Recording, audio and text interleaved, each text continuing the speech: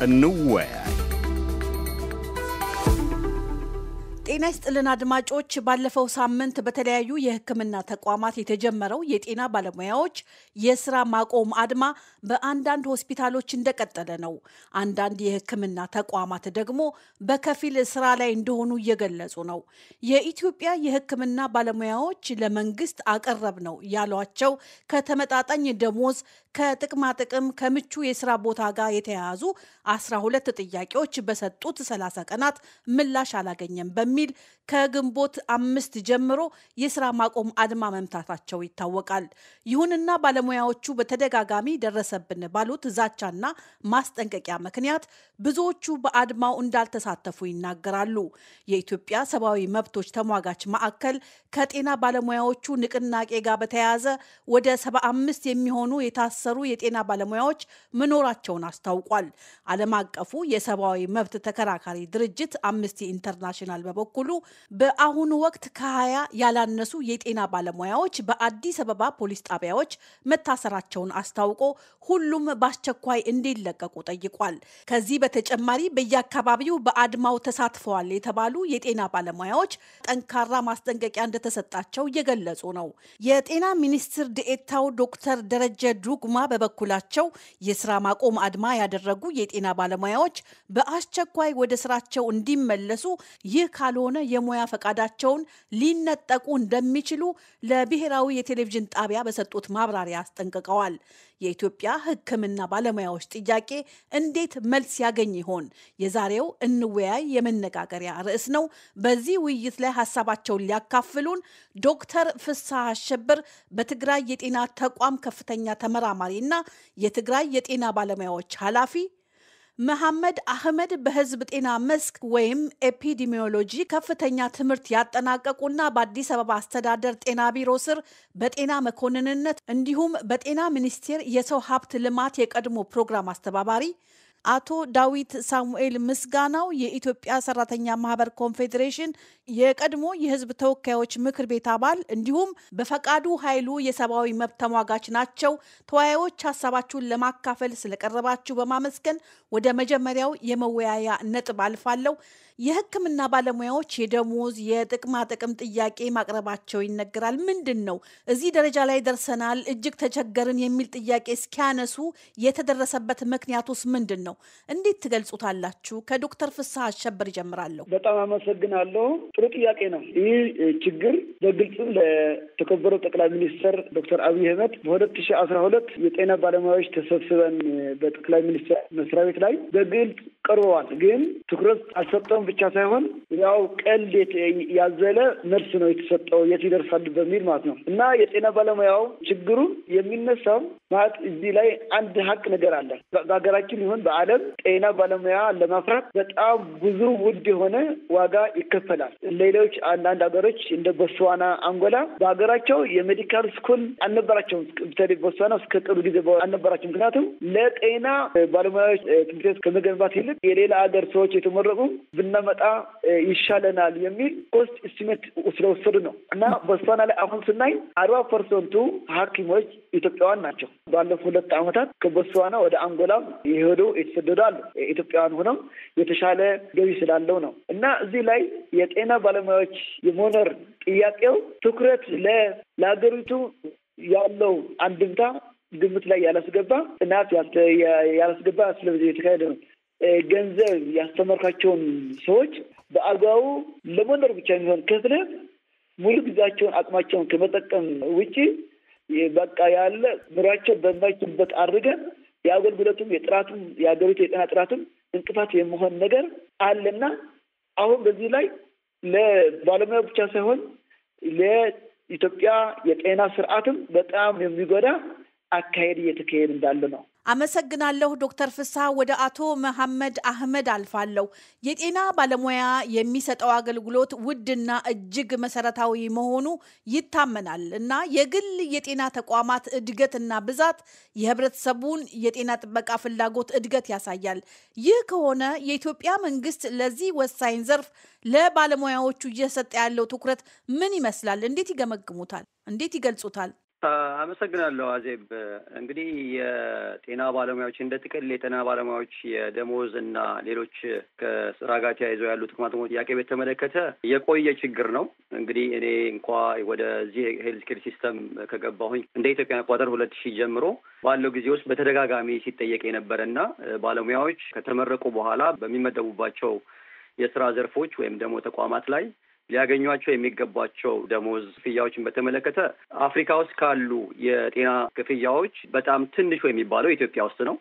ይሄን ብቻ አይደለም። ከባለሙያዎች ጋር ተያይዞ የስራ ተጋላጭነት፣ ሌሎች ጥቅማጥቅሞች ለምሳሌ የናይት ዲዩቲ በሚገቡበት ሰዓት የሚከፈላቸው ክፍያ፣ በተቋማት ውስጥ የሚሰሩ ባለሙያዎች ስብጥርና ብዛት ጋር ተያይዞ ወርክሎዱም ተያይዞ ጥያቄዎች ሲነሱ ነበረ። ቀደም የተናገረው ባልደረባዬ እንደገለጸው የዛሬ 6 ዓመት በጠቅላይ ሚኒስትር ቢሮ አስታውሳለሁኝ፣ እኔም እዛው ነበርኩኝ፣ ተመሳሳይ ጥያቄዎች ነበረ የተነሱት። ነገር ግን እኔ እንደምረዳው ከሆነ አገሪቱ ካለባት ውስብስብ ችግሮች አንጻር ለጤናው ዘርፍ ምንም አይነት ቦታ እንዳልሰጠውና ችግሩን ለመቅረፍም ይህን ነው የሚባል ስራ አለመሰራቱን ነው የሚያሳየው። ምክንያቱም ተመሳሳይ ጥያቄዎች ናቸው ዘንድሮም ሲስተጋቡ ያዳመጥኩት ማለት ነው። እና የዛም ጊዜ የተነሱት አብዛኛው ባለሙያ ሲስተሙን ማዘመን፣ የደሞዝ ክፍያ፣ ጥቅማጥቅሞች፣ የቤት አበልና መሰል ነገሮች ይጠይቁ ነበረ። አሁንም ያየሁት 12 ጥያቄዎች ውስጥ በዋናነት ባለሙያው ከስራችንና ከኃላፊነታችን ኮምፓቲብል የሆነ ክፍያ ያስፈልገናል የሚል ጥያቄን ማንገባቸውን ለመረዳት ችያለሁ። አመሰግናለሁ አቶ መሐመድ። ወደ አቶ በፈቃዱ ኃይሉ አልፋለሁ። ግን ከዛ በፊት ወደ ዳዊት ሳሙኤል ልለፍ። በሙያ ማህበራትና በሙያተኛና በመንግስት መካከል የሚደረግ ውል አለ፣ የደሞዝ ጭማሪን በሚመለከት እና በሌሎች ጉዳዮች ሁኔታው ምን ይመስላል? አሰራሩ እንዴት ነው? ጥሩ ጥያቄ ነው። ከላይ ወንድሞችም ብዙ ዘርዝረውታል። በቅድሚያ ግን ጓደኞቼ አብረው የትግል አጋሮቼ የነበሩት በዚህ ቅርቃር ውስጥ ገብተው አሁን በየእስር ቤቱ ያሉትን እጅግ ከልቤ እንዳዘንኩኝ ልገልጽላቸው እፈልጋለሁ፣ እያዳመጡ ስለሚሆን። ወደ ጠየቅሽኝ ጥያቄ ስመጣ የመጀመሪያ ደረጃ እኔ ወደ ህጉ ነው የሚሄደው። ይሄ ፎርማል የሆነ ነገር ነው። የጠየቁት ጥያቄ እጅግ ህጋዊ የሆነና ስርዓት ባለው መንገድ ነው የጠየቁት። በአጋጣሚ ሆኖ ብዙ ጊዜ ሰራተኛ ስሜታዊ ሆኖ ዕቃ መስበር፣ የተለያየ ነገር ማድረግ፣ ወጥቶ ሰላማዊ ሰልፍ ወይም ተቃውሞ ሰልፍ ማድረግ እንደዛም እንኳን አላደረጉ። ህጋዊ የሆነ ህግ ላይ ያለ ጥያቄ ነው የጠየቁት እና እስኪ መጀመሪያ ወደ ሀገሪቱ ህግ እንምጣ። በሀገሪቱ ህግ በህገ መንግስቱ አንቀጽ 42 በግልጽ የተጻፈው በሌላ ጉዳይ ላይ ይሄ ህገ መንግስት ስራ ላይ ይውላል ማለት አይደለም። የዛ አይነት ሞኝነት የለብኝም። ግን ወደ ህጉ እንሂድና ህጉ ምን ይላል የሚለው እንድናየው ነው። ምንድነው የሚለው አንቀጽ 42 ሰራተኞች ጥቅማቸውን ከሚነኩ ሌሎች ድርጅቶች ጋር ወይም የመደራደር መብትን ያካተተ ንግግር፣ የሶስትዮሽ ንግግር ማድረግ እንደሚችሉ ቁልጭ አድርጎ ተቀምጧል። በማህበራቸው አማካኝነት መንግስትን መጠየቅ፣ አሰሪዎቻቸውን መጠየቅ ይሄ መብታቸው ነው። ከዚህም ተጨማሪ አገሪቱ አዋጅ በግልጽ አውጥታለች። በ1993 በኢህአዴግ ዘመን በነበረው አሁንም በብልጽግና ዘመን ተሻሽሎ ራሱን የቻለ ብቻውን አዋጅ አለው፣ ሰራተኛን ብቻ የሚመለከት። ይሄ ሁለተኛው ነው። ሌላው ምንድነው? ዓለም አቀፍ በሆነ ሁኔታ ይሄ ጥያቄ ቀላል ነገር አይደለም። የሰራተኛ መሪን ማሰር ትልቅ ዳሜጅ ሊያመጣ የሚችል አገርን ሊያፈርስ የሚችል ዓለም አቀፍ ጉዳይ ነው እንትን ብቻ አይደለም እና በተባበሩት መንግስታት የአይኤልኦ ወይም የዓለም ስራ ድርጅት ላይ የሶስትዮሽ ንግግር ይባላል። አሰሪዎች፣ ሰራተኞችና መንግስት ሶስቱ ቁጭ ብለው ሰራተኛን ጉዳይ የተመለከተን ጉዳይ የመነጋገር ግዴታ አለባቸው። ይሄንን ኢትዮጵያ በእንደ አውሮፓውያን አቆጣጠር በ2006 ዓ.ም ፈርማለች። የአይኤልኦ ቢሮ አዲስ አበባ አለ። ይሄን ሰራተኞቹ ኦርጋናይዝድ ሆኖ ህጋዊ በሆነ መንገድ የሚመለከታቸውን አካል እስካቀረቡ ድረስ ይሄንን ዓለም አቀፍ ጉዳይ ነው እና ይሄ በህጉ መሰረት በዚህ ላይ የተቀመጠ የጠየቋቸውን ጥያቄዎች እዛ ላይ አስቀምጠዋል። ለምሳሌ እንበልና ጓንት ይሰጠን ነው የጠየቁት እኮ ሴፍቲ የለንም፣ የጥንቃቄ ያለው ነገር አሁን የሚያነሱት ከመቀሌ ዶክተር የሚያነሱትን ነገር አሁን እያያችሁ ያለው ጥቅማጥቅማቸውን ነው የጠየቁት። ራሳቸውን ለመከላከል ከበሽታ ራሱ ለመከላከል የሚያስችል ሴፍቲ ነው የጠየቁት። ይሄ የሚገርማችሁ ነገር በዓለም ስራ ድርጅት በግልጽ የተቀመጠ በአንቀጽ በዓለም ስራ ድርጅት 155 ላይ ኢትዮጵያ በ1955 ላይ የተቀበለችው ፈጽማለሁ ብላ የተቀበለችው ነገር ነው እና ይሄ ስርዓት ያለው አሰራር ያለው ኢቭን ኢትዮጵያ ውስጥ ህጉ እንኳን ባይሰራ በአንዱ የምድር ጫፍ የሚሰራ ወይ ኒውዮርክ ላይ ይሰራል ወይንም ቶኪዮ ላይ ይሰራል ወይም ቤልጂየም ላይ ይሰራል ወይም አንዱ የምድር ጫፍ ላይ ሊሰራ የሚችል ሊያስጠይቅ የሚችል አገርን መሪዎችን የመንቀሳቀስ መብት ድረስ ድርጅቶችን ማዘጋት የሚያስችል ድረስ የሚያስችል ስራ ነው እየተሰራ ያለው። ይሄን የጠየቁ መሪዎችን ማሰር ደግሞ ትልቁ ወንጀል ነውና በዚህ አጋጣሚ ለመንግስትም ለመናገር የምፈልገው በአስቸኳይ ያለምንም ቅድመ ሁኔታ መሪዎችን መፍታት አለበት። ይሄንን ነው ለመናገር የምፈልገው። አመሰግናለሁ። አቶ በፈቃዱ ኃይሉ እርሶስ እንዴት ይገልጹታል የጤና ባለሙያዎቹን ጥያቄ ከሰብአዊ መብት አንጻር? የሰብአዊ መብት ድርጅቶች የጤና ባለሙያዎቹ የስራ ላይ መብት ጥያቄዎች በአፋጣኝ ትኩረት እንዲሰጠው ሲሉ ጠይቀዋል። የተለያዩ የፖለቲካ ፓርቲዎች ጥያቄዎቹ ፍትሐዊና ሕጋዊ ነው ሲሉ ነው ምላሽ የሰጧቸው። የተለያዩ የማህበረሰብ አካላትም እንዲሁ የጤና ባለሙያዎቹን ጥያቄ ሙሉ በሙሉ ተቀባይነት ያለው ሲሉ ድምጻቸውን እያሰሙ ነው። እርሶስ እንዴት ይገልጹታል ጉዳዩን ከሰብአዊ መብት አንጻር? የዚህ ዶክተሮቹ ወይም የጤና ባለሙያዎቹ ያነሱት ጥያቄ በመሰረታዊነት የስራ ሁኔታ እና ለሰሩበት ዋጋ ተመጣጣኝ የሆነ ክፍያ እንዲከፈላቸው፣ የደሞዝ ዋጋ እንዲታሰብላቸው ወዘተርፈ የመሳሰሉ ናቸው። ኢቭን የሚሰሩበትን አካባቢያዊ ሁኔታም የሚጨምር ነው። ይሄ በጣም መሰረታዊ ከሚባሉ በርካታ ብዙሀንን ዋጋ ያስከፈሉ መብቶች ናቸው። በዓለም አቀፍ ደረጃ ራሱ የሚታዩት የሰራተኛ የመደራጀት መብትና ከዛ ደግሞ ለጥቅም የመደራደር እንዲሁም ደግሞ ለደሞዝ እና ለስራ ሁኔታ የተመቻቸ መሆን የሚነሱ ነገሮች በሙሉ የሰብአዊ መብት ውስጥ ነው የሚካሄዱት። ግን እንዲሁ በጠቅላላ ራሱ ብንመለከተው የጤና ዘርፉ እና የጤና ዘርፍና የትምህርት ዘርፍ ጄኔራሊ የሰብአዊ መብት ጉዳይ ሆነው ነው የሚቆጠሩት በዓለም አቀፍ ደረጃ ሰርቲ ጄኔሬሽን ኦፍ ሂውማን ራይትስ ውስጥ በተለይ እነሱ ናቸው የሚጠቀሱት። ስለዚህ ጥያቄያቸው የሰብአዊ መብት ጥያቄ ነው ብለን ልንል እንችላለን። የመጀመሪያው በጣም ዝቅተኛ ደሞዝ እንደሚከፈላቸው ብዙዎቻችን የተስማማንበት ነው። ምንም የሚያጨቃጭቅ አይመስለኝም። መንግስትም ራሱ ይህንን የሚክድ ስላልሆነ ማለት ነው።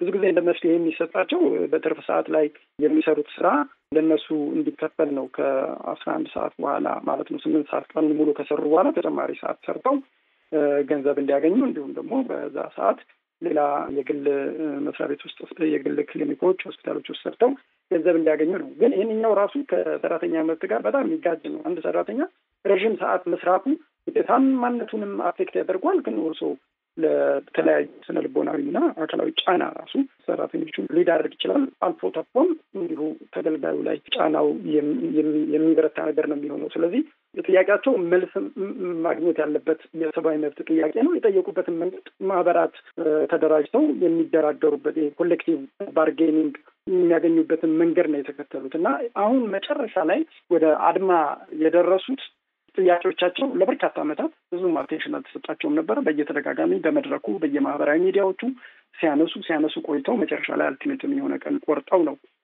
ወደ ቀስ በቀስ አድማዎች የገቡት ማለት ነው። መንግስት ግን ይህንን እንደ መደፈር ነው የሚቆጥረው። ብዙ ጊዜ በአደባባይ ቻሌንጅ መደረግ አይወድም። ግን በጓዳም የቀረበለትን ጥያቄ እየመለሰ አይደለም። አሁን ዲፍሌክት ወደ ማድረግ እና ነገርየው በሙያው ላይ የሌሉበትና የውጭ ኃይሎች ሞቢላይዝ ያደረጓቸው ናቸው የሚል አይነት ትርክት ለመፍጠርና ከእንደገና ደግሞ ጨፍኑና ላሙኛችሁ የሚመስል አይነት እኛ በየሆስፒታሉ የምናስተውለው። እኔ በአጋጣሚ ዘመድ ታሞብኝ አሁን የግል ሆስፒታል ውስጥ ነበር ሰሞኑን የከረምኩት። የግል ሆስፒታል ውስጥ ራሱ ዶክተሮቹ እየሰሩ አይደለም፣ በአብዛኛው ማለት ነው።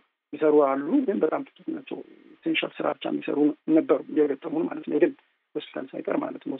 ያንን የሚያስተባብሉ ዜናዎችን እና ከዛ በኋላ ደግሞ በጣም በርካታ የጤና ባለሙያዎችን በማሰር ነገሩን ዝም የማስባል ከዚህ በፊትም ሌሎች እንደዚሁ ጥያቄዎች ሲነሱበት የሚያደርገው የሰብአዊ መብት የሚሆን ሌሎች ጥያቄዎች ሲነሱበት የሚያደርገውን አይነት እርምጃ እየወሰደ ነው ያለው። ግን የሰብአዊ መብት ጥያቄ ነው ወይ ብለን ካልን ምንም የሚያጠያይቅ ጉዳይ የለውም። ከሰብአዊ መብት ጋር የተያያዘ መሰረታዊ ጥያቄ ነው እያነሱ ያሉት። አመሰግናለሁ። አቶ በፈቃዱ እንደጠቀሱት እንደ ጤና ባለሙያዎቹ ጥያቄ ሁሉ የመምህራንም ጥያቄ ተመሳሳይ እንደሆነ ነው የጠቆሙት። ወደ አቶ መሐመድ ልለፍና የተለያዩ የማህበረሰብ አካላት እንዲሁ የኢትዮጵያ ጤና ባለሙያዎች ጥያቄ ሙሉ በሙሉ ተቀባይነት አለው ሲሉ ድምጻቸውን እያሰሙ መሆኑ ይታወቃል። ግን መንግስት ቶሎ መልስ ለመስጠት ያልቻለበት ነገር እንደው ምን ይሆን? በሀገሪቱ ከሚታየው የኑሮ ውድነት፣ የዋጋ ግሽበት የተነሳ ነው ማለት ይቻላል?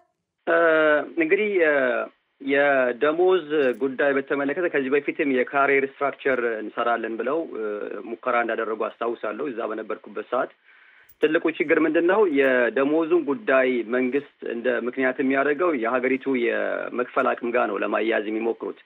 ግን ይሄን ጥያቄዎችን ከመመለስ አንጻር ግን ዳተኝነት እንዳለ የሚታየው አሁን በዚህ ሰዓት እንኳን ይሄኔ እየተወያየን ባለበት ሰዓት የጤና ባለሙያዎችን ጥያቄ ወደ ጎን ትቶ በጓዳ በኩል አዳዲስ ባለሙያዎችን ለመቅጠር ልክ እንደ ሪቬንጅ በሚመስል መልኩ ወይም ደግሞ ዲቫይድ ኤንድ ኮንከር ለማድረግ ጤና ባለሙያውን እንደዛ እየሄዱበት ያለበት ሁኔታ አለ።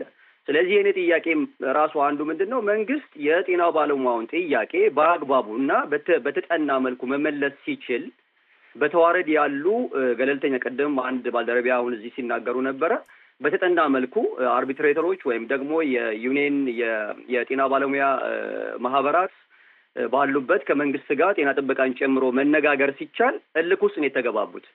ይሄ እልክ ውስጥ የተገባቡበት ምክንያት የሚመስለኝና ከዚህ በፊትም በነበረው አካሄዳቸው ምንድነው ባለሙያውን ከዚህ በፊት ከፋፍለው ነበረ ሰሬ እንደሚያደርጉት። ለምሳሌ የዛሬ 7-8 ዓመት እንደዚሁ አስታውሳለሁኝ የጤና መኮንኖች እና ሐኪሞች ተማሃ ጥያቄ አንስተው ነበር፣ ነርሶችም አንስተው ነበር። የዛን ሰዓት ያደረጉት ምንድነው ነርሶችን እና ጤና መኮንኖችን እርስ በርስ ኮምፒቲሽን ውስጥ እንዲገቡ በማድረግ ጤና መኮንኖች ያገኙት የነበረውን የሃውስ አላዋንስ አንስተው ነርሶች እናንተ መክፈል አንችልም፣ ስለዚህ የጤና መኮንኖችን የቤት አላዋንስ አንስተናል፣ ስለዚህ ስራችሁን ምሰሩ ከሆነ ሰራላችሁ፣ ማሰሩ ከሆነ በእናንተ ላይ ሌላ ሰዎች እንተካለን የሚል የማስፈራሪያ ዛቻ ነበረ ያደረጉት ማለት ነው። እንደምታውቁት እኛ ሀገር ውስጥ አንድ ባለሙያ ከተመረቀ በኋላ በመንግስት መስሪያ ቤት አገልግሎት ሰርቪሱን መጨረስ አለበት። እንደ ሕክምና ያሉ ደግሞ ሪሶርስ ኢንተንሲቭ የሆኑ ፊልዶች ያ ግለሰብ ከፍሎ መውጣት የሚችልበት አጋጣሚም የለም። ይሄ በሆነበት ሲቹዌሽን አንድ ሰው ስራውን አቆሞ ቀጣይ ነገሮችን የሚጋፈጥበት አማራጭ ስላልነበረው ከዚህ በፊት ወደ ስራ ገበታው የመግባት በመስፈራራት በምናምን የሚሆኑ ነገሮች ነበሩ። አሁን ላይ ግን አሁን የዚህን ዓመት የባለሙያዎች ጥያቄ ለየት የሚያደርገው አንድ ላይ ሆነዋል። የጤና ባለሙያዎች ማህበር ነው የሚል ያለው እንቅስቃሴው ሁሉም ጤና ባለሙያዎች በጋራ በቲም እንደሚሰሩት ጥያቄያችንን በቲም መጠየቅ አለብን የሚል አቋም ላይ ስለደረሱና ይህ ነገር ደግሞ ለመንግስት እንደ ትልቅ ፍራስትሬሽን የሆነው ምክንያቱም በሁሉም ቦታ ላይ መንግስት አቅሙን የሚጠቀመው ዲቫይድ ኤንድ ኮንከር በማድረግ ነው እንጂ አንድ ዩኒፋይድ የሆነ እንቅስቃሴ ሲመጣ የጥያቄው ስትሬንግዝ ወይም ደግሞ ጥንካሬ ያይላል ብሎ ስለሚያስብ በዚህ መልኩ ለማስፈራራት እየሞከረ እንደሆነ ነው የሚያሳየው። እስካሁን ባለን ኤቪደንስ ወደ 78 አካባቢ ጤና ባለሙያዎች ታስረዋል። የጤና ባለሙያዎች ማህበር ፕሬዚዳንቱን ጨምሮ ሌላም ዶክተር ማህሌት ጉሽ የምትባል የፓቶሎጂስት በሷ ላይ እንዳውም ፎልስ አሊጌሽን ነው አሁን ፍርድ ቤት የቀረበባት ከስራ ገበታዋ ባለመገኘቷ ምክንያት ህይወቱ ያለፈ ሰው አለ የሚል የፈጠራ ክስ እንደፈጠሩባት ነው የሚያሳየውና ይሄ ነገር ነው የሚመስለኝና የመክፈል ያለ መክፈል ጉዳይ ውስጥ የሚገቡ አይመስለኝም። ዳተኝነት ውስጥ ነው ያሉት። አመሰግናለሁ። ወደ ዶክተር ፍስሐ ልለፍ። እንደው ዶክተር ፍስሐ ኢትዮጵያ ውስጥ ያሉት የሕክምና ባለሙያዎች በአሁኑ ወቅት የጀመሩትን ዘመቻ በተደራጀ መልኩ ነው በጋራ ጥያቄያቸውን ያቀረቡት ብለው ያምናሉ? ይርስትልኝ እኔ ያው ቅድም ያልኩትን ነገር ግን አሁን ምን ፈልጋለሁ በዚህ ላይ በትክክለኛው ጥያቄ እየጠየቁ ያሉና መብታቸው በመጠየቃቸው በእስር ቤት ያሉ ጓደኞቻችን እግዚአብሔር ጽናት እንዲሰጣቸው እመኛለሁ። ያው ታሪክ እየሰሩ ናቸው እና በዚህ አጋጣሚ የታሪክ ሰዎች ብዬ ነው የማስባቸውና አሁን ይሄኛው ስለማህበሩ አንድ የመሆን ጠንካራ መሆን የሚል ነገር ያው ገና አዲስ በመሆኑ ክልሎችም በስሩ አልያዘም። አሁን እኛ ብዙ ጊዜ እየተናገርን ነበር። አሁን የትግራይ ጤና ባለሙያዎች ማህበር አለ። ያ እንደ ሀገር ያለ ክልሎችን በስሩ አድርጎ ኔትወርኪንግ አድርጎ መስራት ነበረባቸው። እሱ ነገር ይጎለዋል። ግን ችግራችን ግን አንድ ነው። እነዚህ 12 ጥያቄዎች አሁን እንደ ትግራይ ይጨምራል ማለት የ17 ወራት ደሞዛችን አልሰጠንም። ሌላም ስለ መኖሪያ ቤቱም መሬቱም ከአስመሮች ያለን ልዩነት አሁን አንዳንድ ኦሮሚያ፣ አዲስ አበባ የተፈታላቸው ነገር አለ። ዞሮ ዞሮ ግን 12 ጥያቄዎችን ለሁላችን እንደ ኢትዮጵያ በጣም ጥሩ ጥያቄዎች ናቸው እንትን ያደርጋሉ። ግን ይሁኑን ግን አንዳንድ ጊዜ ክልሎችን አብረህ ይዘህ መሄድ አልነበረባቸው ብዬ አስባለሁ።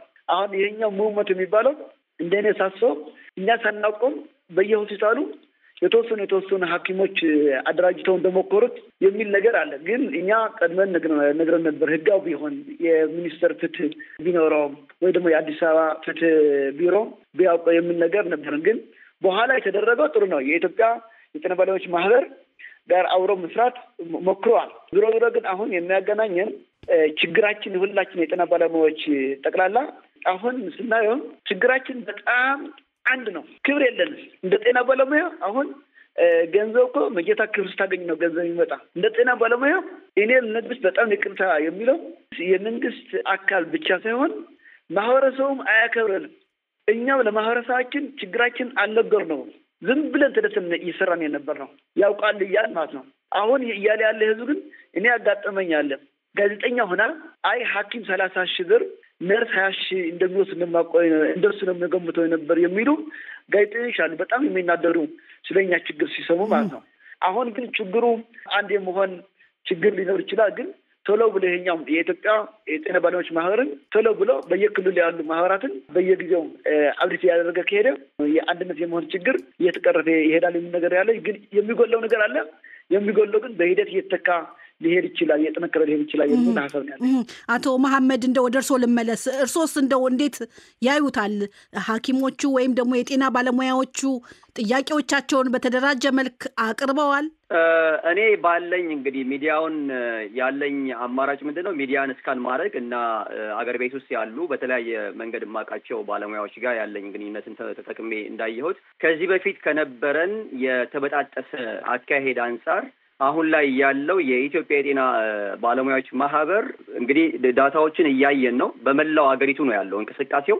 በመላው አገሪቱ ያሉ ሆስፒታሎች፣ ሄልት ሴንተሮች፣ የፕራይመሪም ቴሪሸሪ ሆስፒታል በዋናነት ደግሞ ከተማዎች ላይ ጠንካራ የሆነ የእንቅስቃሴ እያደረጉ እንደሆነ ነው የሚያሳየው። እዛም ጋር ተያይዞ ከዛም ጋር ዩኒፋይድ የሆነ እንቅስቃሴ ከመሆኑም ጋር ተያይዞ ነው መንግስት ሌፍት ኤንድ ራይት ባለሙያዎችን እንግዲህ ቅድም አንቺም እንደገለጽሽው የሚኒስትር ዴታው ዶክተር ደረጀ ድጉማ ማስፈራራት ከጀመሩ በኋላ ቀጥታ ወደ እስር ነው የገቡት እና እኔ በእኔ መረዳት ፕሪቪየስሊ ከነበረን ኤክስፒሪየንስ አንጻር አሁን ላይ ያለው የኢትዮጵያ ጤና ባለሙያዎች ማህበር በመላ ኢትዮጵያ ውስጥ የተወሰኑ ኤሪያዎች ላይ አሁን ከዚህ ቀድሞ የተናገሩት ባልደረባያን ኤክሴፕሽናል ላየው ይችላለሁኝ። ምክንያቱም ዋር ቶርን የሆነ ኤሪያ ላይ ስለሆኑ እነሱ በሚፈልጉበት ልክ አድሬስ ተደርገናል ብለው ላያስቡ ይችላሉ እንጂ እንቅስቃሴው ምልአተ የጤና ባለሙያውን ያካለለ ነው። ለመከፋፈል የሚሞክሩ የመንግስት ካድሬዎች እንዳሉ አይተናል። ሐኪሞች ብቻ እያሉ ቪዲዮዎችን መስራት ወይም ደግሞ ሐኪሞችን የማብጠልጠል ስራዎች መስራት ለማየት ሞክረናል። ነገር ግን ጥያቄው እንደ ጥቅል የጤና ባለሙያዎች መሆኑን እና ጠንካራ እንቅስቃሴ መሆኑን ለመረዳት ችያለሁ። እኔ አቶ ዳዊት ምስጋናው እርሶስ እንዴት ይገልጹታል? አመሰግናለሁ። በድጋሚ ይሄ ጥያቄ በመጀመሪያ ደረጃ የኢኮኖሚ ጥያቄ ነው። ምንጊዜ በአሁኑ ዘመን በመላው ዓለም የሚደረጉ የሰራተኛ ሙቭመንቶች የፖለቲካ አይደሉም። የትም ዓለም ላይ የኢኮኖሚ ጥያቄ ነው። የጠየቁትም የደሞዝ ጭማሪ ነው። ግልጽ ነው። አንድ ዶክተር የሚያገኘው ከ8,000 እስከ 12,000 ብር ነው። ይሄን ብር ደግሞ ስንመለከተው ከ60 ዩሮ ከ50 ዩሮ የማይበልጥ ነው። ስለዚህ ግልጽ የሆነ ነገር ምንም የትም ወደዛ ወደዚህ የምናደርገው አይደለም። ሁለተኛ አሁን ቅድም ከትግራይ አንድ ዶክተሩ የተናገሩትን ሰምተናል። የሰራተኛ ትግል ከብሔርም ከሃይማኖትም ከአካባቢም ከዓለምም ከድንበርም በላይ ነው። ዛሬ ኢትዮጵያ ውስጥ ያሉ ሰራተኞች ሐኪሞች ይሄ በደል ሲደርስባቸው ኒውዮርክ እና ብራስልስ ያሉ ሐኪሞችንም ነው የሚነቀው ይሄ ጉዳይ እና ይሄ ኮኔክትድ መሆን አለበት። እሳቸው እንደተናገሩት ዓለም አቀፍ ኮኔክትድ መሆን አለበት። በሀገር አቀፍ ኮኔክትድ መሆን አለበት። ይሄ ችግር ደግሞ የሐኪሞች ብቻ ችግር አይደለም። የአስተማሪዎች ችግር ነው። የሆቴል ሰራተኞች ችግር ነው። በሰራዊት ውስጥ እያገለገሉ ያሉት ሰዎች ችግር ነው። በየቢሮ እየሰሩ ያሉት የሁሉም ችግር ነው። ጀነራል የሆነ ችግሩን ያመጣው ያለው ስርዓት ገንዘብን ዲቫሉዌት እያደረገ ብቻውን ከማንም ጋር ሳይነጋገር ከህግ ውጭ ዛሬ 100,000 ብር የነበረው ሰው በአሁኑ ሰዓት የዛሬ 5 ዓመት 6 ዓመት 100,000 ብር ባንክ ውስጥ የነበረው ሰው በአሁኑ ሰዓት የመግዛት አቅሙ 25,000 ብር አይበልጥም። ሁሉም ሰው በየኪሱ ያለው ገንዘብ ተዘርፏል እና ይሄንን ደግሞ ለማድረግ ትላልቅ ውሳኔዎችን ለማድረግ የሰራተኛ መሪዎችን ማሳተፍ ነበረበት። በህጉ መሰረት አሰሪዎችን፣ የፋብሪካ ባለቤቶችን ማሳተፍ ነበረበት። ብቻውን ግን አንድ ባለስልጣን ተነስቶ ሲፈልግ ዲቫሉዌት ያደርጋል፣ ሲፈልግ ይሄ በአጠቃላይ የተሰራው ስህተት ነው። መንግስት ይሄን ሁሉ ነገር ያደረገውና ኔትወርክ መደረግ አለበት። ይሄ ጉዳይ የጤና ባለሙያዎች ችግር ብቻ ሳይሆን የሁሉም ስለሆነ በየፋብሪካው ያሉ ወዛደሮች፣ በእርሻ ውስጥ ያሉ ሰራተኞች የሚያገኙት እኮ ይታወቃል። አዎ፣ ግን አቶ ዳዊት እዚህ ላይ ብዙ ሰዎች እንደሚሉት በአገሪቱ የዋጋ ግሽበት አለ፣ የኑሮ ውድነቱ ከጣሪያ በላይ ነው። ይህ ደግሞ በሁሉ የመጣ ነው። መንግስት ለማንኛቸው ደሞዝ ጨምሮ ለማንኛቸው ይተው፣ ለሕክምና ባለሙያዎቹ ደሞዝ ቢጨምር በሌላ በኩል ሌላውን እንዲነሳ የሚያደርግ ነው የሚሉ አስተያየቶች እንግዲህ አልፎ አልፎ ይሰማልና እንዴት ያዩታል? ይሄንንስ ያን ማመልከት ነው ያለበት። የማይችል ከሆነ መልቀቅ ነው ያለበት። ይሄን እኮ ያበላሸው ራሱ ነው ያለው መንግስት እኮ ይሄን ያበላሸው። ገንዘቡን ከ40-35 ብር የነበረውን በአንድ ጀንበር 100 ምናምን ብር አሁን 160 170 ብር ድረስ ዲቫሉዌት አድርገውታል። አሰሪዎችም እኮ ናቸው መነሳት ያለባቸው። በመሰረቱ አሰሪዎችም እኮ ሰው ቀጥሮ ማሰራት የማይችሉበት ደረጃ ላይ ደርሰዋል። እና የመንግስት ስህተት ነው ይሄ። የመንግስት ከፍተኛ የሆነ ተጠያቂነት የሚያመጣ እያንዳንዳቸው ይሄ የጤና ባለሙያዎችን የሚያሳፍር ነገር አይደለም። ጥያቄው ሌላው አለመነሳቱና አለመጠየቁ ነው ሊያሳፍረው የሚገባው። እና ከጎናቸው ሁሉም እንዲቆም ግን ስራ መሰራት አለበት። የጤና ባለሙያዎች ችግር የሌላውም ችግር ስለሆነ። አቶ በፈቃዱ ኃይሉ እርሶስ ምን ይላሉ እዚህ ላይ? እኔም አሁን ከመጨረሻ ተናጋሪ ጋር በጣም ነው የምስማማው። ነገርየው የኢኮኖሚ ጥያቄ ነው። እንደውም በጣም መሰረታዊ ጥያቄ ነው። የሕክምና ባለሙያዎቹ እኮ እየጻፉ ያሉት ራበኝ ማለት አንድ ሰው አደባባይ ላይ ወጥቶ ማለት 19 ዓመት ሙሉ አንገቱን ደፍቶ ሲማር የነበረ እና ምናልባትም ደግሞ የሶሳይቲ ክሬም ነው ተብሎ ብዙ ኢንቨስት የተደረገበት በመንግስትም በህዝብ ሰው ወጥቶ ማህበራዊ ሚዲያ ላይ ራበኝ በቃ ራበኝ ነው የጠየቅኩት። ወይም ደግሞ እናቴ ጋር ለበዓል አልሄድም ምክንያቱም እናቴ ልጄ የተማረ ነው እና ጥሩ ስራ አለው ሙክት ይዞልኝ ይመጣል ብላ ስትሄድ እኔ ግን ልቀራቡጥ ነው የሚሄደው ስለዚህ አልችልም በቃ ያንን እንትን ላለማለት ብዬ አልሄድም ሲል ማለት ይሄ ራሱ እንጂ ዝም ብለን ብናስበው ራሱ በጣም ልብ የሚሰብር እና በጣም የሚያሳዝን ነገር ነው እና የኢኮኖሚ ቀውሱ ኤክስቴንሽን ነው። ኦፍኮርስ ዲቫሉዌሽን አለ። ገንዘብ አንፍሎትድ ሆኗል። አምና 7 ወር ውስጥ እንኳን ኮምፔር ብናደርገው በእጥፍ ነው ገንዘቡ ግሽበቱ የጨመረው ማለት። ስለዚህ በጣም ማለት ደሞዛቸው ግን በምንም አልጨመረም ፎር ሰቨራል ይርስ እነዚህ ሰዎች ማለት ነው።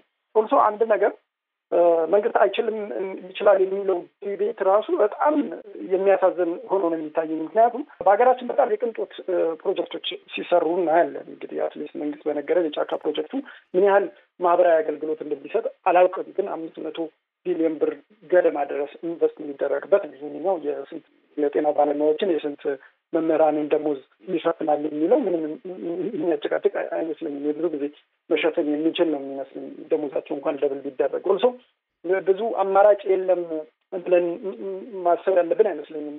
ለምሳሌ የኢትዮጵያ ሰብአዊ መብቶች ኮሚሽን ወይም ደግሞ የኢትዮጵያ ምርጫ ቦርድ መንግስት በመንግስት ስኬል ወይም በሲቪል ሰርቪስ ስኬል መሰረት ሰራተኞቻችንን እየከፈልን ማቆየት ስለማንችል በጣም ዝቅተኛ ስለሆነ ቀየርን ብለው ተከራክረው አስቀይረዋል። ይህንን አውቃለሁ። ኦፍኮርስ ጤና ባለሙያዎች ቁጥራቸው ብዙ ነው ወዘተርፈ። ከዛ ደግሞ መምህራን የምንጣፋቸው አይቀርም። ሌላውስ ቢሆን ሌላውስ የመንግስት ሰራተኛ ቢሆን ኢትስ ኢኔቪተብል የጊዜ ጉዳይ ነው እንጂ እነዛም ቢሆኑ ከአቅማችን በላይ ሆኗል ብለው መውጣታቸው የማይቀር ነው። ሁሌም በፍርሃት ታፍነው እንደዚህ አይነት ነገር ሊቀር አይችልም። ስለዚህ መምጣታቸው አይቀርም እና ደግሞ ዘይ ዲዘርቭ እነዚህም ማለት ተመጣጣኝ የሆነ ለላባቸው እና መኖር የሚያስችላቸው አትሊስት መሰረታዊ ፍላጎታቸውን መሟላት የሚችል ደሞዝ ሊከፈላቸው ይገባል። ይሄ መሰረታዊ ነው እና የመንግስት መስሪያ ቤት አትሊስት ያንን ሚኒመም ስታንዳርድ ማሟላት የማይችል ከሆነ በመንግስት ዘንድ ቴለር ነው። ስለዚህ እነዚህ የሚታዩ ብልጭልጮችና ሌሎች የቅንጦት የሚመስሉንና ብዙዎቻችን እንደዛ ብለን የምንመለከታቸው ፕሮጀክቶች ይልቅ የዜጎቻችን መብላትና በልቶ ማደር በጣሪያ ስር ተጠልሎ ማደር ይበልጥብናል። አይ ቲንክ የፕራዮሪቲን በቅደም ተከተል የማስቀመጥ ጉዳይ ነው የሚመስለኝ እንጂ መንግስት ይህንን ካልቻለ መሰረታዊ ነገር ማሟላት አልቻለም ማለት ነው። አመሰግናለሁ። ውይይታችንን እናጠቃል። በኢትዮጵያ የሚታየው የሕክምና ባለሙያዎች ጥያቄ እንዴት ይመለስ? በስራ ማቆም አድማ ላይ ያሉ ባለሙያዎች ወደ የስራቸው ገብተው እንዲያገለግሉ መንግስት ብሎም ማህበረሰቡ ምን ማድረግ ይጠበቅበታል? የታሰሩ የሕክምና ባለሙያዎች እንዲፈቱስ ምን ይደረግ? ከዶክተር ፍስሐ አሸብር ጀምራለሁ።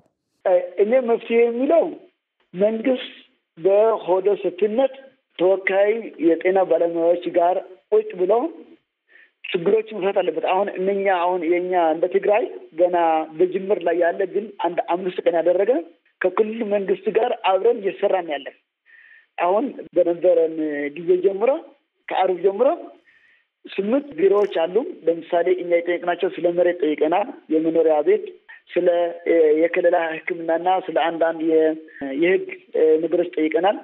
ስለ የትርፍ ሰዓት፣ ስለ ሌሎች ጥቅማ ጥቅም የሚሉም ጠይቀናል። ሲቪል ሰርቪስም ከኛ ጋር ነበሩ። ጠቅላላ ፕላን ኮሚሽን የሚባል በክልላችን ያለ በምክትል በኮሚሽነሩም ነበርና እንደ ክልል የትግራይ የተከበሩ ጀነራል ታደሰ ወረደ ፕሬዚደንቱ ባስቀመጡት አቅጣጫ ለ5 ቀን በተከታታይ አብረን እየሰራን የቆየ ነው ማህበራትና መንግስት። አሁን እኛ ስናስብ በክልል እንደ ሀገር የሚፈተው ነው። አሁን እኛ ከጠየቅናቸው 23 ጥያቄዎቹ 2 ናቸው እንደ ሀገር የሚፈቱ፣ የደሞዝ ጭማሪና ግብር ይቀነስብን የሚለን፣ ሌሎቹ በክልል የሚፈቱ ናቸው። ስለሆነ እኛ አሁን በሀገር ያለ ጥያቄ እንዳለ ጥያቄያችን እንቀጥላለን። ግን ሆኖም በክልሉ ያደረገው አሁን የትግራይ ክልል ያደረገው አርአያ ሌሎች ክልሎችም አፕሮች መጠቀም አለባቸው። መንግስትም እንደ ፌደራልም ይሄኛው ነገር ተጠቅሞ መዋየት ነው ያለብን እንጂ እልህ ከዜጋ ጋር እልህ ይዘ እንዲህ ማድረግ፣ ዜጎቹም መበደል፣ ዜጎቹም ጤና እንዲያጡ ማድረግ፣ በጠቅላላ የጤና ስርዓቱ እንዲጎዳ ማድረግ እኔ አያዋጣም። ለሌላ ሴክተርም አይደለም። ትግሉም በጣም ከባድ ሆኖ በጣም ተጠናክሮ እየቀጠለ ነው ያለ። በዚህኛው አድርገ የማትጨቁነ የሚቆም አይመስለኝም። ሌላ ደግሞ ማህበረሰቡ የኢትዮጵያ ማህበረሰብ ለጤና ባለሙያ ድምፅ መሆን አለበት። የጤና ባለሙያ 7 ዓመት ተምሮ 6,600 ነው በእጁ እየደረሰው ያለው። 6,600 ማለት እኔ በሳምንት የቀን ሰራተኛ በቀን 1,200 እየወሰደ በትግራይ በሳምንት 6 ቀን ከሰራ 7,200 እየወሰድን ያለን፣ በወር 28,800 እየወሰድን ያለን። ያ ያልተማረ የቀን ሰራተኛ ለሰኞ ደግሞ ግንበኛ ማለት ነው። ስለሆነ መንግስት እዚህ ላይ ቆሞ ማሰብ አለበት። እስካሁን ድረስ የመጣበት አካሄድ ለጤና ባለሙያ መበገዝ አቆሞ በትዕግስት መወያየትና ወደ ችግር መፍትሄ መሄድ አለበት ብዬ አስባለሁ። ህዝብ ደግሞ እዚህ ላይ እሱ ነው የሚጎዳው። በተለይ ደሃዱ ከጤና ባለሙያው ጎን መሆን አለበት የሚል ሀሳብ አለኝ። አመሰግናለሁ ዶክተር ፍስሐ አሸብር። አቶ መሐመድ አህመድ የእርሶስ አስተያየት ምንድን ነው? በኢትዮጵያ የሚታየው የሕክምና ባለሙያዎች ጥያቄ እንዴት መልስ ያገኝ? በስራ ማቆም አድማ ላይ ያሉ ባለሙያዎች ወደ የስራ ገበታቸው እንዲገቡ መንግስት ብሎ ማህበረሰቡ ምን ማድረግ ይጠበቅበታል? የታሰሩት እንዲፈቱ ማህበረሰቡ ምን ያድርግ?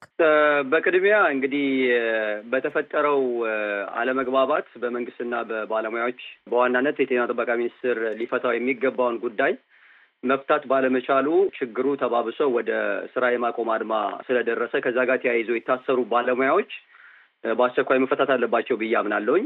የእነሱ መፈታት ለሌላው ባለሙያ ሴኪሪቲውን የሚጠብቅለት ነገር ነው ብዬ ስለማምን ማለት ነው። ከዛ ውጪ ማንኛውም ነገር በመነጋገር ይፈታል ብዬ አምናለሁኝ። ባለሙያዎችም ያደረጉት 1 2 3 ብለው ከግል መብታቸው በተጨማሪ የሄልዝ ኬር ሲስተሙን ከማዘመን ጋር ተያይዞ በሄልዝ ኬር ሲስተም ውስጥ ወይም ደግሞ በጤናው ስርዓት ውስጥ ያሉ ማነቆዎችን፣ የቢሮክራሲ ማነቆዎች ከአመራር ጀምሮ እነዛ ነገሮች መፈታት አለባቸው ብለው ጥያቄ ጠይቀዋል። እነዛን ነገሮች በደንብ ስክሩታይዝ አድርገው ተነጋግረው መፍታት ይችላሉ ብዬ አምናለሁ። ቅድምም የጠየቅሽው ጥያቄ አንዱ የጤና ባለሙያዎች እንደ ጥቅል የሄልዝ ኬር ወርክ ፎርሱ ብዙ የሚባል አይደለም። ከግማሽ ሚሊዮን ያልበለጠ ሄልዝ ወርክ ፎርስ ነው ያለው እዛ ውስጥ ባለሙያ ያልሆኑትንም ጨምሮ ማለት ነው።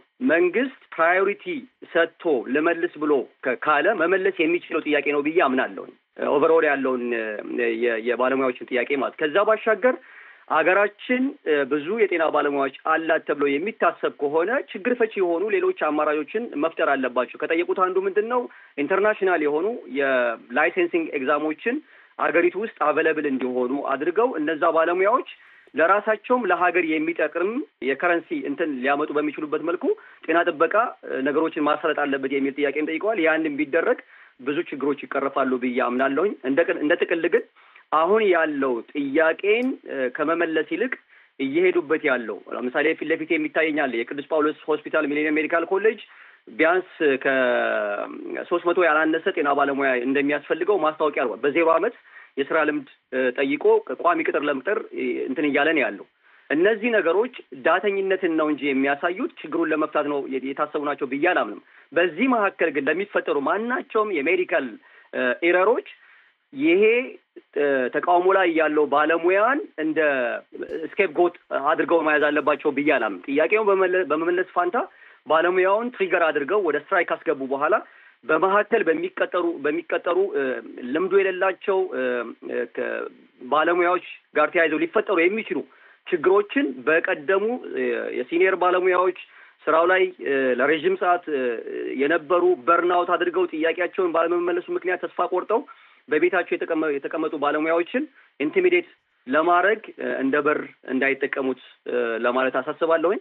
ያ ከተደረገ ችግሩ ሊፈታ ይችላል ብዬ አምናለሁ። አቶ መሐመድ እዚህ ላይ እንደው ልጠይቆት የምፈልገው አንዳንድ የሕክምና ባለሙያዎች ጥያቄዎቻችን የደሞዝና የጥቅማ ጥቅም ጭማሪ ቢሆንም አንዳንድ ባለስልጣናት፣ ፖለቲከኞች ከፖለቲካ ጋር አገናኝተው የፖለቲካ መሳሪያ መጠቀሚያ አድርገውታል ሲሉ ወቀሳ ሲያሰሙ ይደመጣልና ይህንን እንዴት ያዩታል?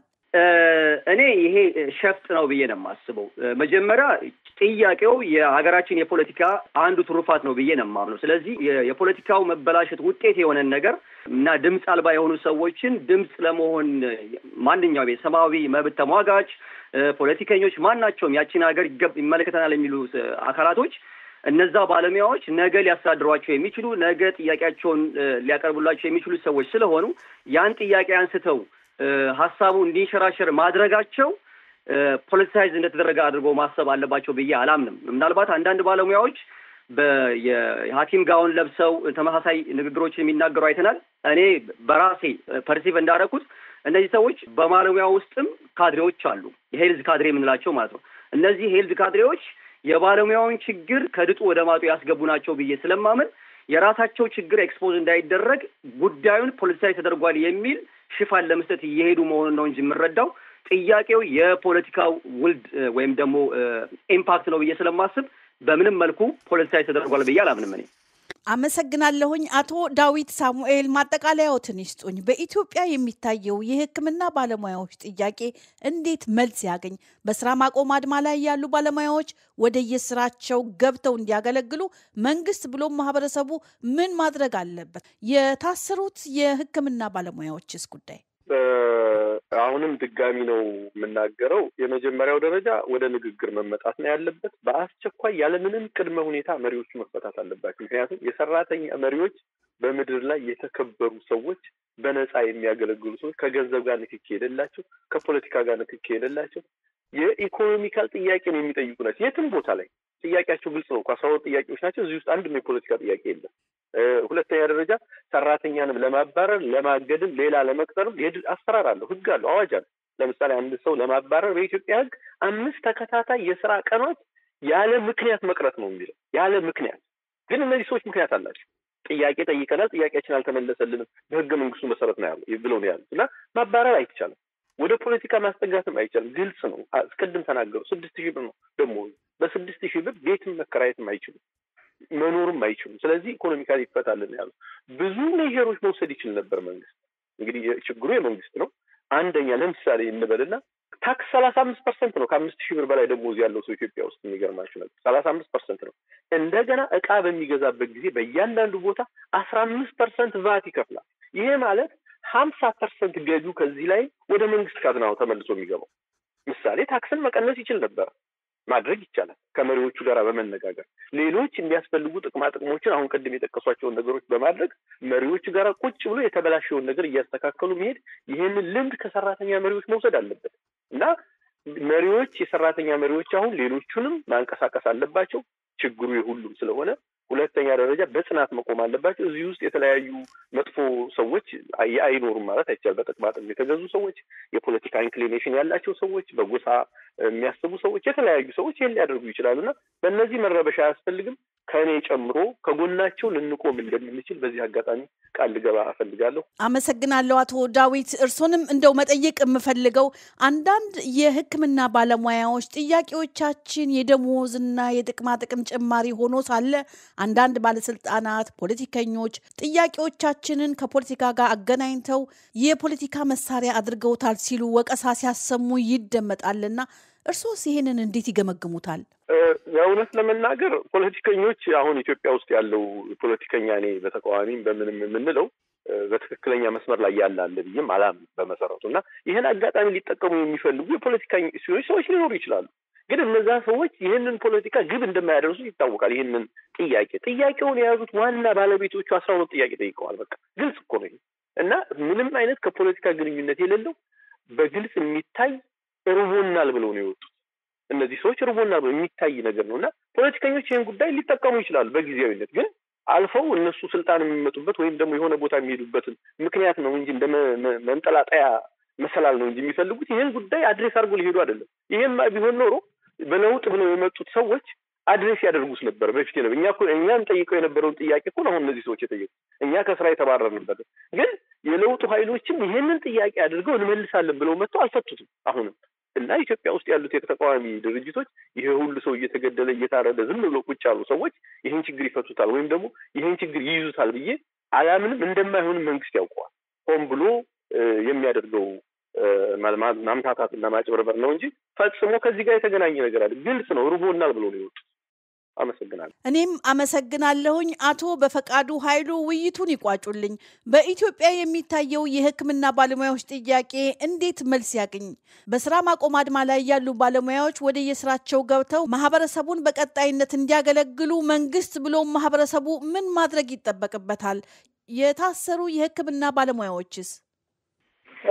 እንግዲህ የመጀመሪያ የመንግስት ስጋት ይገባኛል። ለነዚህ ለጤና ባለሙያዎቹ አድማ መጥተዋል አሁን። ስለዚህ አድማውን ተከትዬ መልስ ከሰጠው ለነሱ ሌሎችን ይንቁኛል ነው እደፈራለሁ ወዘተረፈ ነው። ሌሎችን ፖለቲከኞች ደግሞ ይህንን ኦፍኮርስ ኤክስፕሎይት እያደረጉ ነው። ግን ፖለቲከኞች ይህንን ጉዳይ እነዚህ ጀኒን ብሶት ያላቸውን የማህበረሰብ ክፍሎች ጥያቄ ተመርኩዘው መንግስትን ቢተቹ ምንም የሚያስገርም ነገር አይደለም። መጀመሪያ መንግስት ይህን እንዳይሆን ከፈለገ ችግሩን መከላከል ነው። አሁንም ተቃዋሚዎችም ይሁኑ መንግስትን የሚተቹ ግለሰቦች ይህንን ነገር ሞቢላይዝ ለማድረግ መቀጠላቸው አይቀርም መልስ እስካልተሰጠው ድረስ ማለት ነው። ስለዚህ መንግስት ሙሉ እነዛን እንደመጠቀሚያ ከማድረግ ይልቅና ህዝባዊ መሰረት የሌለው ወይም ደግሞ በእውነተኛ በሰውት ላይ የተመሰረተ ጥያቄ እንዳልሆነ ለማስመሰል ከመፍጨርጨር እና የማያሳምን ምክንያት ከመደርደር ይልቅ ቀጥታ ከማህበሩ ተወካዮች ጋር ቁጭ ብሎ ጥያቄዎቻችሁን በዚህ መልኩ ልመልስ ብሎ ተደራድሮ ቀን መቁረጥን ያለበት ብዬ ነው የማስበው። ከዛ በዚህ መልኩ ብዙ ነፍስ ማዳንም ይቻላል። ባለሙያዎቹ ወደ ስራ ገበታቸው የሚመለሱበት እድል ሊፈጠር ይችላል ብዬ ነው እማምነው። አለበለዚያ ግን እንዲህ በማስፈራራትና በማስጨነቅ በማሰር በማሳደድ ኮርስ ለጊዜው ጸጥ ሊያስብለው ይችላል። አድሮ ግን ይህ ነገር መልሶ መፈንዳቱ የማይቀር ነገር ነው። ብዙ ጊዜ በተደጋጋሚ በሀገራችን በተለያዩ ሌሎች ጉዳዮች ላይ ማህበራዊ ጥያቄዎች በተነሱ ቁጥር መንግስት የሚሰጠው ምላሽና በኃይል ጸጥ ለማሰኘት የሚሞክራቸው ነገሮች በሙሉ መልሰው ትንሽ ተዳፍነው ይቆዩና ደግሞ ሲፈነዱ ግን ከቁጥጥር ውጭ ይሆናሉ። ሀገር አቀፍ ቀውስ ሊያስከትሉ ይችላሉ ማለት ነው። እነዚህ ሰዎች ጥያቄዎቻቸው ግልጽ ናቸው። ወኪሎች አሏቸው፣ የሚያምኗቸው ወኪሎች አሏቸው። ከእነሱ ጋር ቁጭ ብሎ በመምከርና ቀን በመቁረጥ የመፍትሄ እርምጃዎችን ለመውሰድ ቀን በመቁረጥ መስማማት የሚቻል ይመስለኛል። ያንን ለማድረግና የውጭ ሰው ብሌም አድርጎ የማያሳምን አይነት ምክንያት መደርደሩን ማቆምና ደፍሮ ችግሩን መጋፈጥ አለበት ብዬ ነው የማስበው። ዋናው ኳሱ ያለው በመንግስት ሜዳ ነው ብዬ ነው የማስበው። ስለዚህ መንግስት እሺ እንነጋገርና የእናንተን ጥያቄዎች መፍትሄ ልስጥ ወይም የምንሰጥበትን መንገድ አብረን እንደርስ ካለ ችግሩ በሙሉ ይቀረፋል ብዬ ነው የማስበው። አመሰግናለሁ። በውይይቱ የተሳተፉት ዶክተር ፍስሐ አሸብር በትግራይ የጤና ተቋም ከፍተኛ ተመራማሪና የትግራይ የጤና ባለሙያዎች ኃላፊ፣ አቶ መሐመድ አህመድ በህዝብ ጤና መስክ የበሽታዎች ስርጭት ጥናት ማለትም የኢፒዲሚዮሎጂ ከፍተኛ ባለሙያና በአዲስ አበባ አስተዳደር ጤና ቢሮ ስር በጤና መኮንንነት ያገለገሉ ብሎም በጤና ሚኒስቴር የሰው ሀብት ልማት የቀድሞ ፕሮግራም አስተባባሪ፣ አቶ ዳዊት ሳሙኤል ምስጋናው የኢትዮጵያ ሰራተኛ ማህበር ኮንፌዴሬሽን የቀድሞ የህዝብ ተወካዮች ምክር ቤት አባል እንዲሁም በፈቃዱ ኃይሉ የሰብአዊ መብት ተሟጋች ናቸው። ተወያዮች ለሰጣችሁን ሀሳብ በዶቼ ቬለ DW ስም የማመሰግናችሁ ሀዜብ ታደሰ ነኝ። ጤና ይስጥልኝ። አመሰግናለሁ።